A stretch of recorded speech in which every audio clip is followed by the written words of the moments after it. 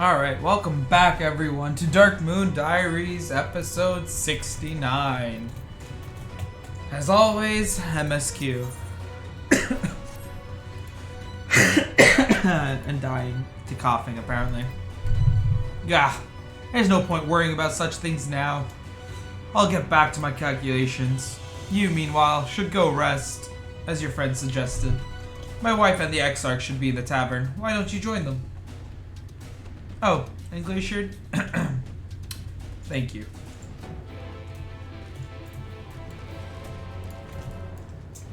That's right, this is the tavern.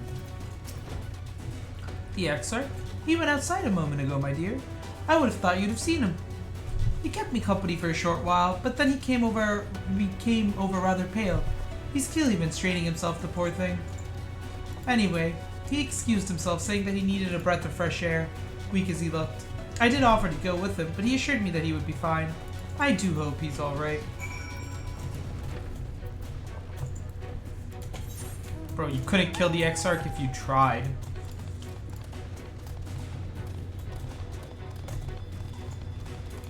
I'm guessing he's on like the edge of that peak. Yeah, he's on the peak behind Boulder. Yeah, I figured as much. Which I think I have to go re-talk to him for some reason. It's saying I didn't hand it in, so that sucks.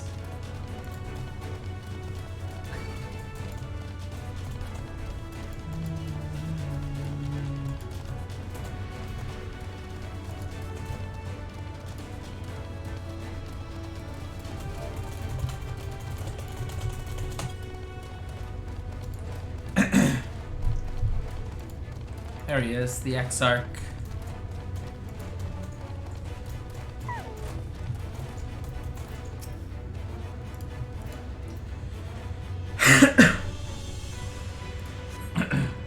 Is it talking cutscene? Yeah.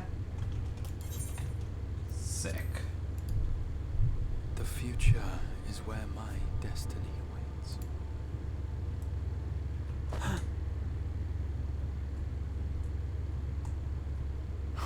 Forgive me, I was lost in a dream. I needed some fresh air and thought to rest for a moment. It would seem I am more fatigued than I realized. Too much time away from the tower, I fear. It drains me, leaves my body frail and weak. Though, in truth, it is debatable whether I can still call this my body.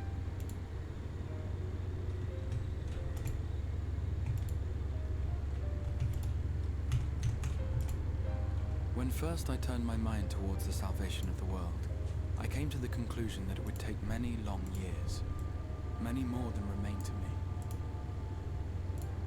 And so I made myself one with the Crystal Tower, so I might live indefinitely. I am but an extension of it now, hence my weakness the farther I travel, and the longer I am away.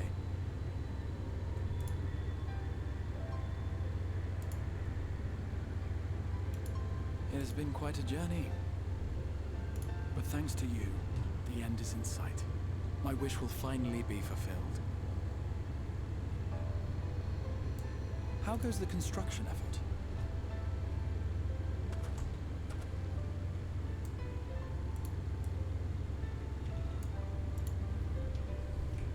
Then this may be the last moment we have to ourselves for a while.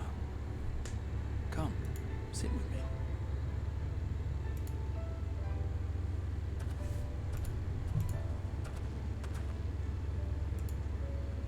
Tell me, when all of this is over, what will you do?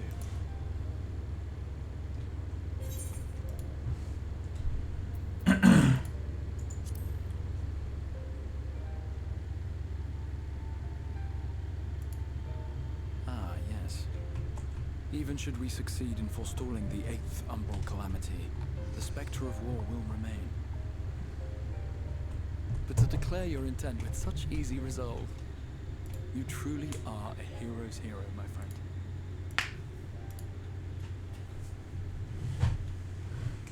But whatever it is you decide to do, I have every confidence that you will do well. For you have the strength to forge your own path. You will leave countless lives better than you found them, and the souls you touch will will never forget your kindness. Then, in trying times, when you question your worth and your choices, they will raise their voices to remind you of the difference you have made. And thus will your deeds come to affirm your path.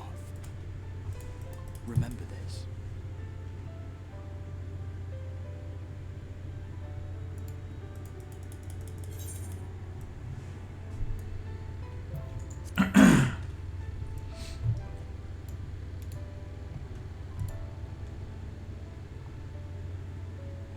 When this is over, indeed.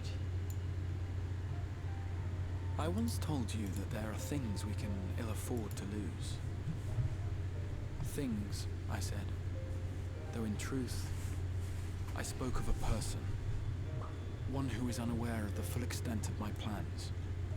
Though he deserves to know, I have good reason to keep my counsel. I have come to terms with this in my mind. Yet my heart yearns to lay everything bare. For he is my inspiration, and I would give much and more for the chance to speak with him as friends, with no thought of concealment. Should he indulge me with his tales, I would regale him with my own about my efforts in Northrend, perhaps. Though, ultimately, that tale is more yours than it is mine. Then, I would ask him about his next adventure. And if he should wish me to be a part of it, oh, how happy it would make me. Together we would travel the lands and cross the seas and take to the skies upon the eternal wind. My heart swells simply to imagine it.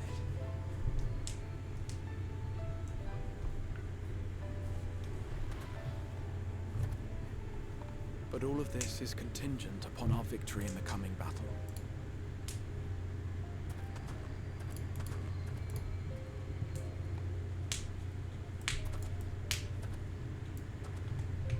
The people of this world have entrusted their hopes to us. We cannot fail them. Nor those who roused me from my slumber. Thank you for your company, my friend. Let us return to Amity.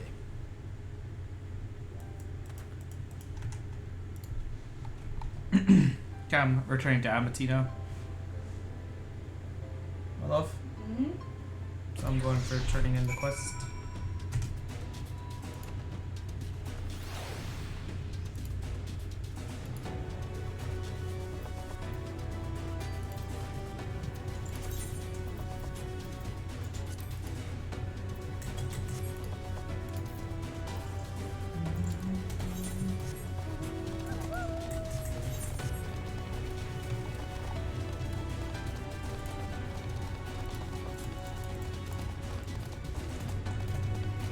That's interesting. I don't know why. I feel like the Exarch was talking about us the whole time. What?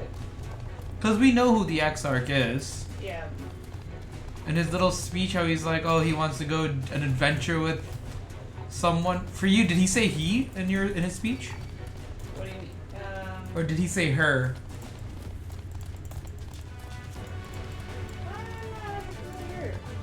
You should probably pay attention to that, because if he said her in the speech to you, then he's clearly talking about us as the Warrior of Light.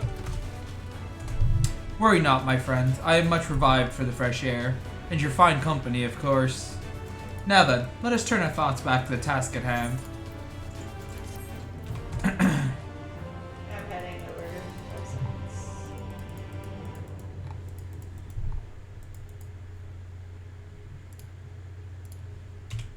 Meanwhile, in the Imperial Palace in the Source. Oh, might be another talking cutscene.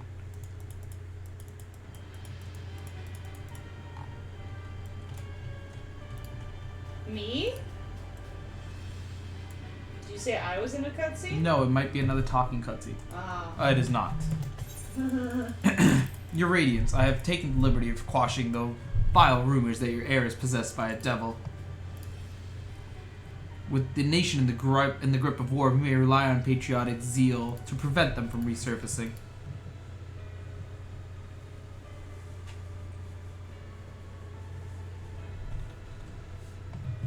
And what of Emmett Salk? He has taken himself to the first, to usher that world to its end. Or so I believe. He did not disclose the details of his mission, having ever preferred to work alone. Even to those who have known him since the beginning, his actions can prove unpredictable. I am no stranger to his ways. He joys in playing me for a fool. Many times have I been convinced I was acting of my own volition, only to discover all was as he willed it. My dear grandfather. On the subject of our esteemed colleague, his last report, though brief, did contain one item of interest. You have doubtless wondered why the Scions of the Seventh Dawn have not taken the field of late. It is because they are no longer in the Source. The hero of the Scions has journeyed to the First, as have his comrades, albeit incompletely. Their bodies yet remain here in the Source. This presents an opportunity. If we can defeat the Alliance prior to the Scions' return, we may eliminate their order at a stroke.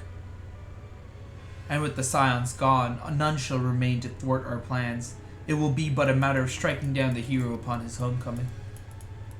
Which, lest you forget, is essential to the realization of our objective. Of both of our objectives.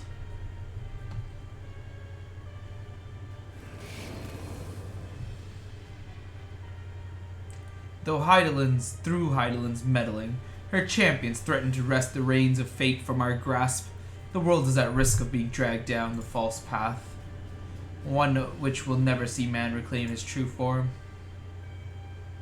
'Tis unthinkable that he should supplant us, incomplete as he is. Such a devolution is abhorrent, and it must be stopped before it is too late.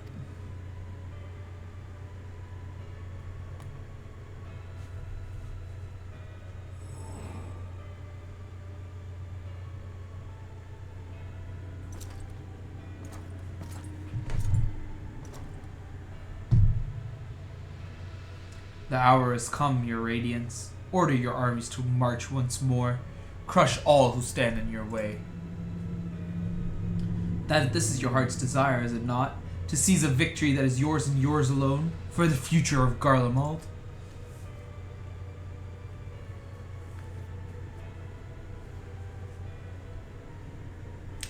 Oh dear, you do not wear the mummer's motley well. I was never one to take an interest in tedious conflicts.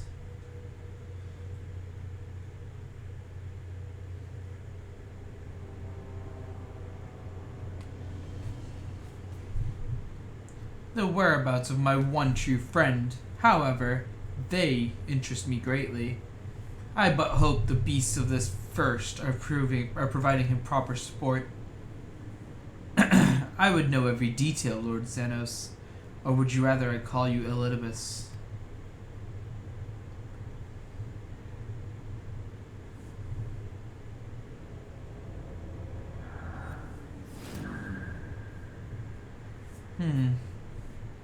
Unexpected. Most unexpected. That immortality should be within the reach of one with a borrowed echo. You have outdone yourself, Xenos Yegalvis.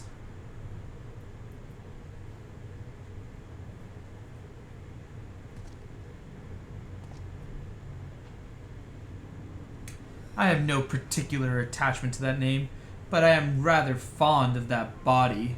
Without it, I cannot hunt to my fullest.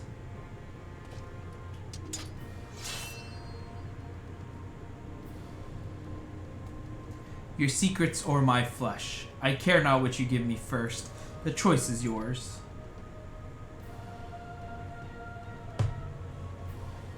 Damn. What's going on with us?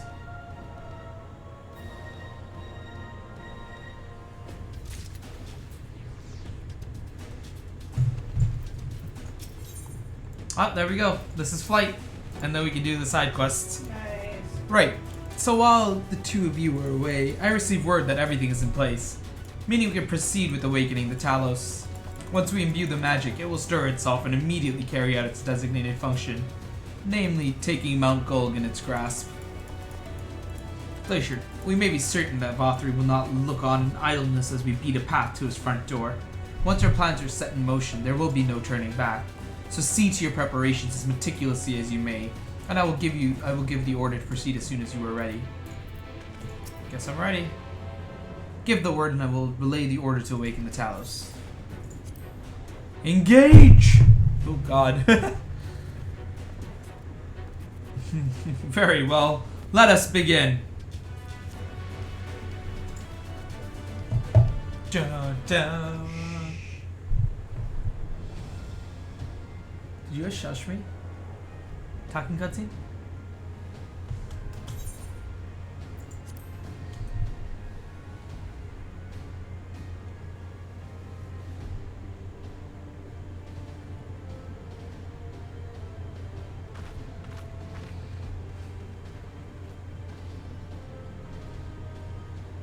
Word from the Exarch. All is set on his side, and we may proceed when ready. Well, we have sufficient stone for our needs. Oh. Likewise, preparations for the imbuing have been made according to thine exacting instructions. Please don't do that while we're recording. Only say the word. Let us begin. See that everyone is in position. We shall catch Vothri, mountain and all.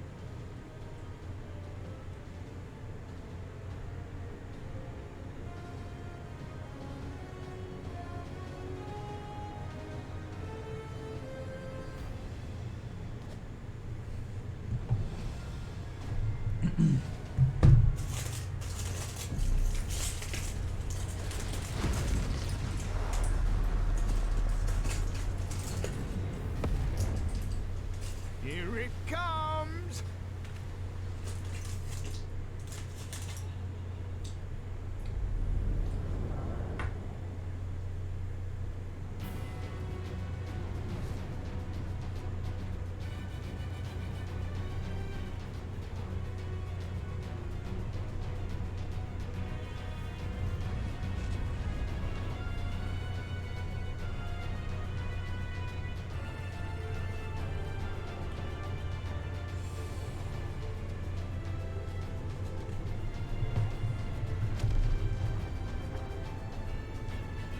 I assume there should be a dungeon or a fight just to get up the thingy.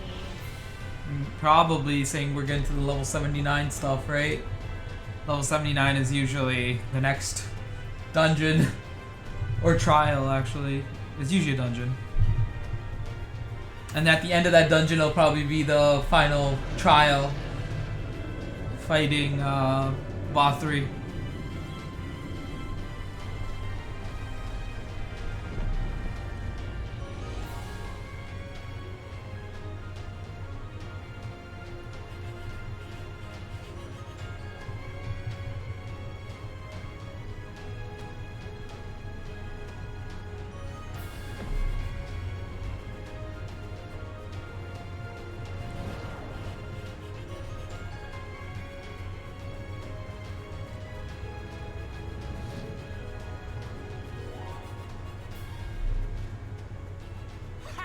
Yes, yes! You've not lost your touch, you clever old bugger! From yay to this is terrible.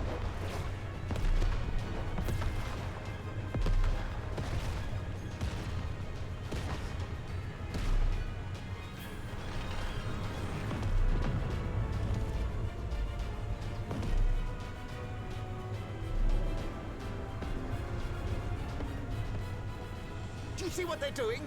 If its hands are damaged, it won't be able to cling to the mountain. Oh, you, this was a terrible idea. Vothri marshals the Eaters to his defense. This was only to be expected.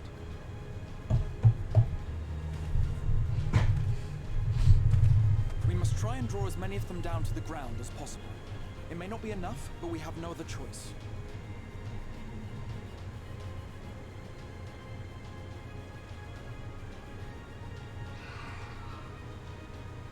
Is that?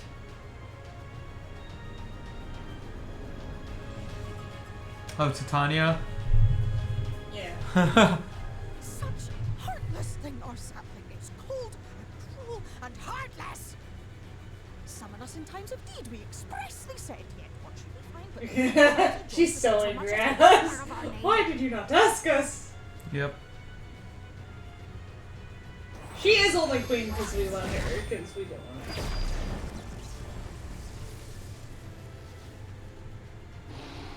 Yes, yes, we may also have said that we fae folk have no interest in the struggles of men. But if our adorable sapling had come crying to us for help, we would of course have flown to his aid. Of course we would. What are we to do then?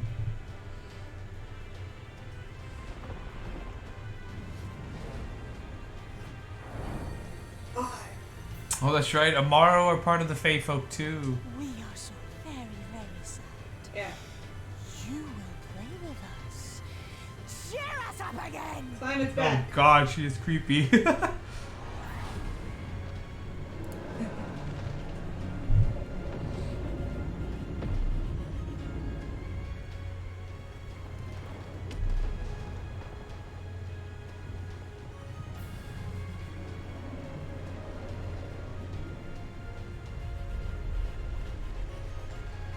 I think this is gonna be a dungeon, yeah. Yeah. Climbing up to the top of Mount Gulg. Yeah, and then boss fight. So either it's climbing up the back to get to the final boss, or it's just climbing up the back. With the final boss in there, Not yeah. expect, Yeah. But I will gladly accept. I went with I think they're angry at me. I did too. I was like, oh, she's gonna I turn will me send into word one of to her. Estella and the others. Join them at the foot of Mount Gould and be ready to make the ascent. Yeah, I think it's about to be a dungeon time. I'm too lazy to drive that far. Are you just teleporting? Yeah. Where is that anyway? What? That you're teleporting to? Tomra? Oh, you're too lazy to drive up to Tomra? Yeah, well, it's past Tomra. You could have walked it yourself then. So does that mean you don't want to get in my car and actually get... Yeah, I'm getting in the car. Yeah, I know. Like, look how much faster this is. We're already right there.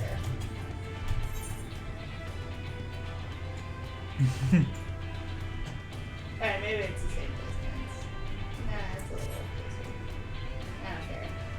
It's my money. It's my life. This is actually going to be a really, really interesting one. If this is a dungeon, we are going to call it an episode. But if it's not, then we'll go a little bit longer.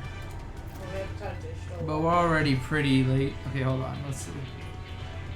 It's garbage, yard waste. Okay, yeah. We took the right things out.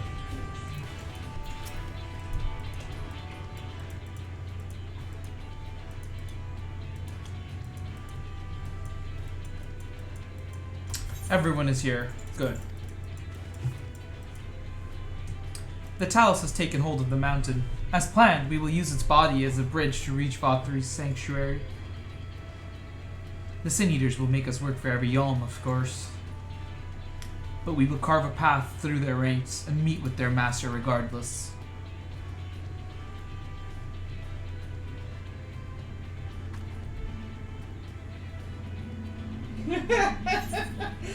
Oh, what did you reply?